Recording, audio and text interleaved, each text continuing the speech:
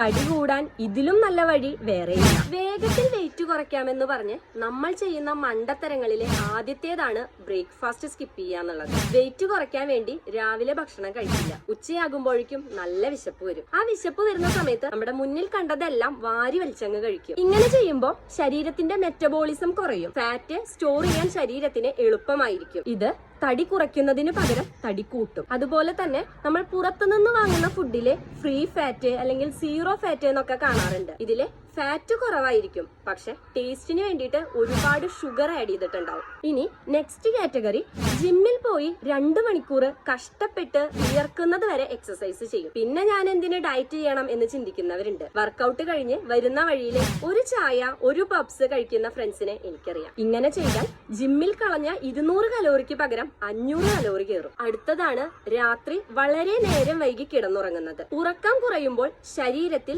Ghrelin എന്ന hormone കൂടും. നല്ല വിശപ്പ് വരും. എന്തെങ്കിലും എടുത്ത് കഴിക്കും. അത് സ്വാഭാവികം. തടി കൂടാൻ ഇതിലും നല്ല വഴി വേറെയില്ല. ഇതൊക്കെയാണ് നമ്മളിൽ പലരും വണ്ണം കുറയ്ക്കാൻ വേണ്ടി ചെയ്യുന്നത്. ഇതിന്റെ റിസൾട്ട് എന്താന്ന് വെച്ചാൽ വണ്ണം കുറയില്ലെന്നും മാത്രമല്ല നമ്മുടെ ആരോഗ്യം നശിക്കുകയും ചെയ്യും.